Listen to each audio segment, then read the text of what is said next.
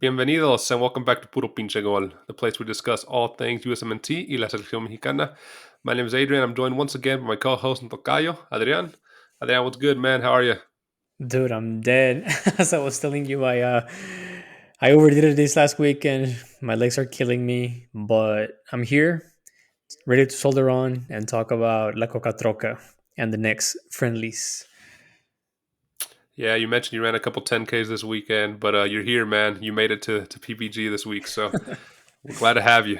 Yeah, man, we're gonna kind of go through this episode, give a preview of the upcoming friendly matches for La Selección Mexicana.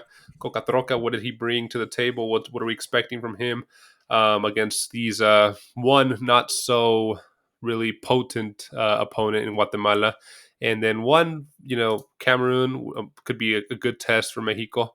But we'll give our preview to that, what we expect, our lineups, potential lineups, and kind of what we're looking for Mexico and diegococca to get out from these matches. Let's just jump right into it, man. So the first matchup is against Guatemala. This one's intriguing, like we were talking before the episode, to me at least, that it's one that's going to be played in Mazatlan. Normally Yes. when games are actually played in Mexico, they're played either in El Estadio Mexico or in El Azteca in Mexico City, or one of the bigger cities, Guadalajara, or sometimes they play in Torreon or whatever. But I've never even heard of them playing Mazatlan before, at No. least not recently. Nope. But this is a game where, I mean, we mentioned our previous episode that he brought his convocados, his selected uh, players, and for the summer, and we're going to notice a variety kind of in these two friendlies versus what we might see in the Gold Cup and the Nations League. Here's where we're kind of going to maybe see some of those fringe players that are kind of trying to make their way into the A team, but are kind of those 8 or 9 that are maybe in or out. So yeah, man, let's just get into Mexico Guatemala. What are we expecting from here? Give me your potential starting lineup for this. I know this one's going to be a potentially weird or different lineup just because this one is consistent of those fringe players.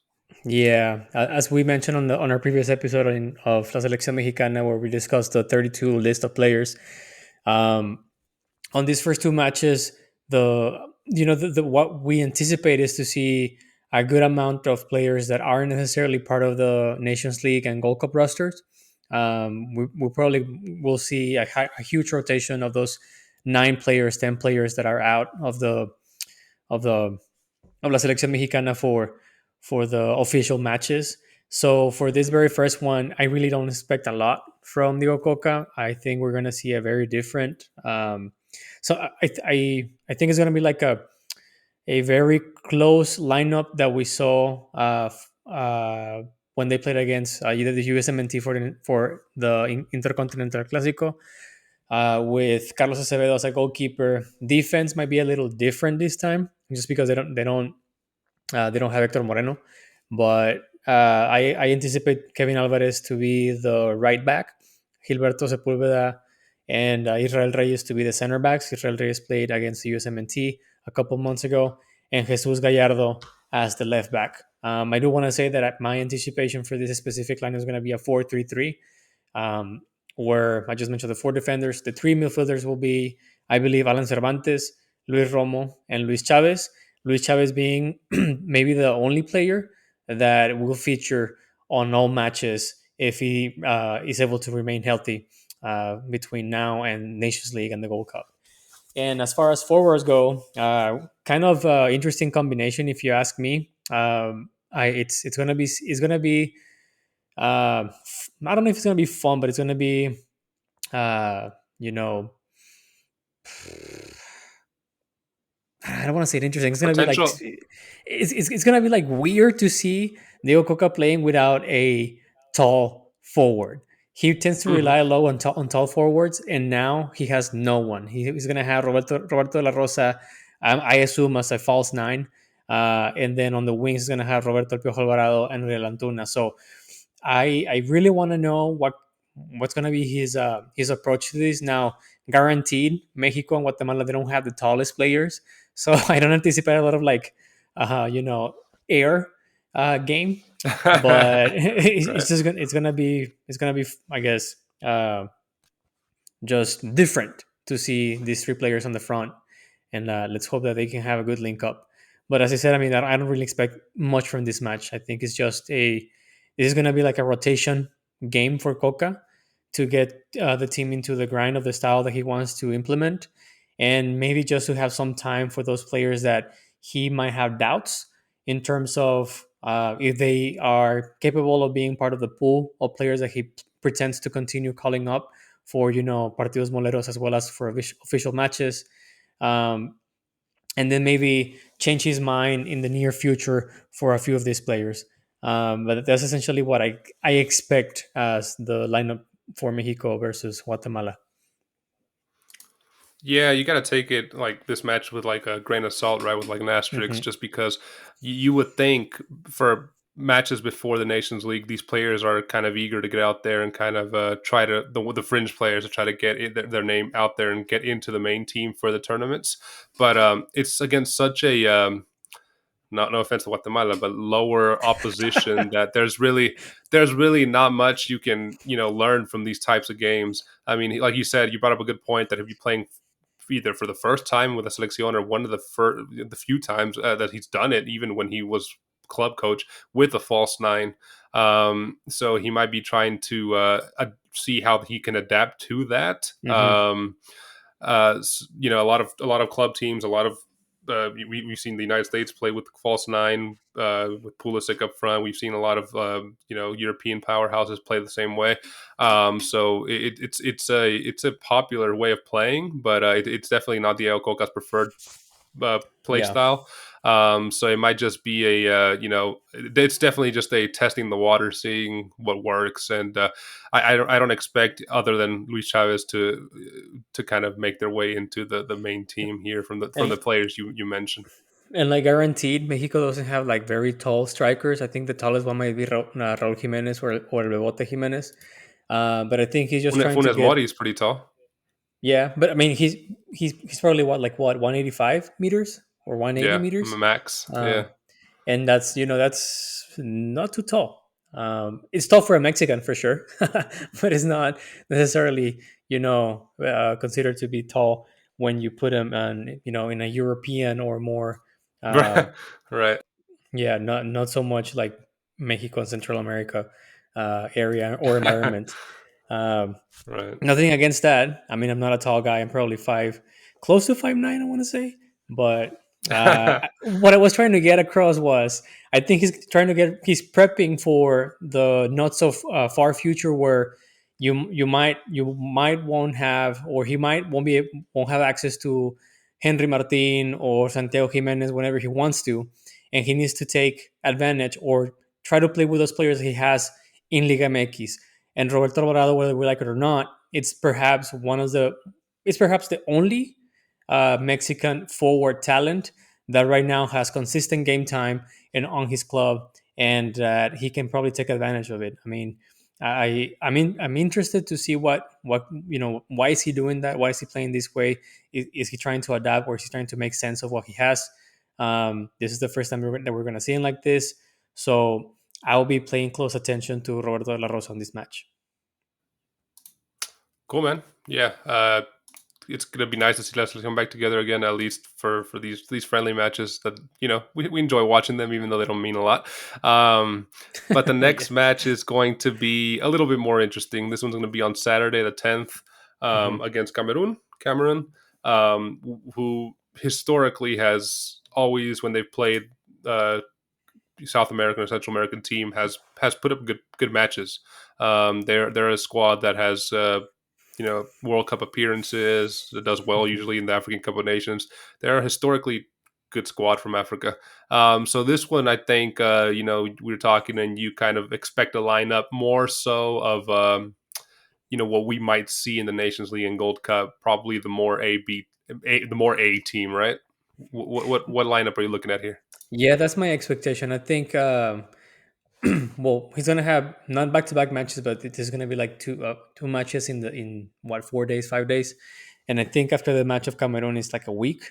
Uh, in between this match and the semifinals for the Nations League. So my anticipation and my expectation for this match is to see close to like an 85 to 90% of the actual starting 11 that he pretends to put in play against the USMNT. So my anticipation is to see a 4-2-2-2 formation where you have four defenders, two central midfielders, two wingers, and two strikers, which is normally how diegococca likes to play. He likes to play with that lineup because it allows him to go from a four line of defenders to a five line of defenders and still have a lot of attacking presence and have good control over the midfield if that's necessary, if he feels that needs to be more defensive or he needs to play more on the wings. Um, so my anticipation for this match is to see Guillermo Ochoa as a keeper, as much as we would like to see Carlos Acevedo to continue or Luis Malagon to take that spot. I think there's no denying that Guillermo Ochoa had an outstanding second season. Sorry, second half of the season with Salernitana. So he is the keeper for Mexico right now. As far as the defense go, I think we'll see Jorge Sanchez because Jorge Sanchez is one of those players that will be in the Nations League and Gold Cup roster, but will also participate on this specific match. Um, my anticipation is to see either one of the two guys from Johan Vasquez or Cesar Montes. And if it isn't both of them on this match, I think it will be, as I said, one of them plus Israel Reyes uh, or Victor Guzman from Monterrey. And then lastly, I think it's going to be either Gerardo Arteaga or we'll see again Jesus Gallardo on the left back. As far as the midfield goes, I think Luis Chavez is gonna take is gonna be participating again just because I feel that Diego Coca will make him, one of the key players for this Mexican side. I anticipate to see either Edson Alvarez um, or maybe Luis Romo again on this specific position, and then I think he's going to play Diego Lainez and either Roberto Alvarado again or Sebastiancordova. And as far as the forwards go, I think he will be playing Henry Martin and maybe Raul Jimenez on this specific match. Hmm. Okay, so you got Raul Jimenez, who we kind of mentioned before was kind of on the fringe. You got him starting. That's interesting over Santigimenez. Yeah, I think so. Dude. I mean, my idea for this match is that Diego Coca will most likely not play. As I said, it's probably like a 90% close to what he's gonna be trying to put out against the USMNT. And I say this because I feel that he might not start the 11 players that he wants for the USMNT match, but he's going to be like a combination. So I think a few of them will get minutes on the first half, and then on the second half, the other half of them will play. So I have the feeling that maybe Raul Jimenez will start against Cameroon and get subbed by Santigimenez on the second half. As much as Diego Coca want them to to get in gear and get him oiled up for the match for the big match, I think he's also cognizant of how much a strain and pressure some of these players might be coming from a long season in Europe, and he's also aware of if they need some additional rest or not. I also feel that he doesn't want to.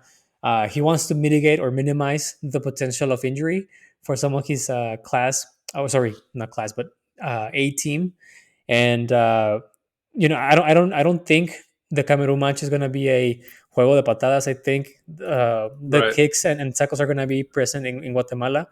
Right. But Yeah. then again, I mean, I don't blame him for playing it safe and just giving a few minutes to some of those 18 players on this specific match. I mean, there's nothing to win out of this match other than some game time, getting the guys some gear, making sure that he's able to uh, make a different plan of action if needed to adapt on the USMNT match, and just essentially put a check mark on an additional Zoom match game in the US for the quota of the year. So this is a SUM sum quota match. Yeah, yeah. I'm not. I don't think the one in Guatemala is Zoom because I think the Zoom ones are mainly in the US. In the But US, this yeah. one is yes, it is a Zoom match. I think it's part of the quota that they had to I guess, do throughout the year. Because I think they have to be. I don't know how many matches they have to play throughout the year, but they have to play a specific amount of them. And one of them has to be against the USMNT, if I'm not mistaken. That's why they play the Intercontinental Clasico this Right. year. So Wow. it's just a little match in San Diego. Which I mean, I don't know if it's going to be helpful or if it's going to be detrimental. The USMNT is taking a very different approach from Mexico for this specific match. They don't have any prep games whatsoever. I believe the Right. training camp just started this week. Hmm. Um, so we'll see. We'll see if this approach pays off with diegococca, or if this is just a more of an inconvenience due to a legal contract that eltri has to fulfill. I was gonna bring that up exactly what you mentioned. We mentioned these as juego moleros as games that have really little to no meaning Hmm. other than maybe helping the team gel together and maybe helping to get a positive, experience for the team. Maybe goleando Guatemala 3-4-0, putting up a good fight against Cameroon, maybe winning 2-0 or something like that, right? Could help, raise, expectations, raise, player confidence before the big match against the United States. But if somehow, I don't think this is going to happen, but if somehow they end up losing to Cameroon, or hell, man, even Guatemala for some reason, or tying Guatemala in Mexico, does this hurt Diego Coca? Or is he just brushing it off and saying, these don't mean anything? Now I know what not to do against the United States. Is pressure going to be more on him now if he somehow gets not as great result as he's wanting against these two nations? Look, man. I mean, you and I know, and this is no lie to any El Tri fan. Diego Coca it will get to the Nations League and the Gold Cup matches with a lot of pressure. He knows that if he doesn't deliver on at least one of these two tournaments, his position as the head coach of la selección mexicana is essentially, hanging by a thread. So I personally think, from a media perspective and the press perspective, these matches, if he wins them, they don't really mean anything, right? If he goes out and he has a good display, and whether he ties or wins by the minimum, they don't add to his, uh, they don't make him. They're not gonna boast him, right?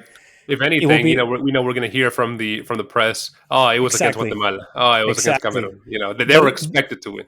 exactly. But if he loses, right, this is going to be ammunition for the media and the press to just, pound him big time and keep on saying like, well, he's playing like ass. He's not going to deliver. He's not ready for the challenge. If they're just going to criticize him. So I think the Ococa is as much as I don't really like him because he left Tigres hanging, which that's completely different. But I think he has a very strong emotional intelligence. I think he has a good head over his shoulders when it comes in terms of withstanding the pressure and being able to handle that. So I think for him, like in his close group with the players, I don't think it's going to be that big of a deal, but it definitely adds wood to the fire when it comes to the media and the press and all those pundits just waiting, rubbing their hands, waiting for Diego Coca to stumble so they can just pile on him. Yeah, we've seen it before with countless coaches, and that won't stop ever. I don't think in Mexico, No. which is good. I mean, they keep them on their feet, man. It's not like in the United States where it's completely different, where you get criticized for criticizing the U.S. coach or the players. For the most part, it's completely different in Mexico. But Adrian, man, as we kind of start to wrap up this episode, let's get some score predictions here. First, talking about that Wednesday match against Guatemala. What are you thinking? Man, I I want to say it has to be a easy match for Mexico. I think a 2-0, 3-1. It's a good score for Mexico. So I'm gonna leave it as they win by difference of 2 goals. And as far as the Cameroon one, I think they either tie whether 0-0 or 1-1. But or they win by the minimum. But I don't see Mexico losing on any of these two matches, mainly because I don't think they're gonna be playing at 100%. They're probably just, as I said, these are just exhibition matches for diegococca to feel things out. I don't think he's too worried about winning these matches because he knows that if he wins them, it's whatever. If he loses them, it's gonna be hell. But I think he's okay with that. I think he's gonna stick to his guns, and he's just gonna die with his own perspective. Se va a morir con la suya. Yeah, yeah, I'm with you, man. I think he wins at 3-0 against Guatemala and maybe 2-0, 2-1 against Cameroon. What I hope we see Sebastiancordova, CEO of Sex, playing. Yep. I noticed that you didn't have him in your lineups, but he was in Disneyland in Los Angeles this past weekend. I saw on his Instagram. So he might be there for the San Diego game. Who knows?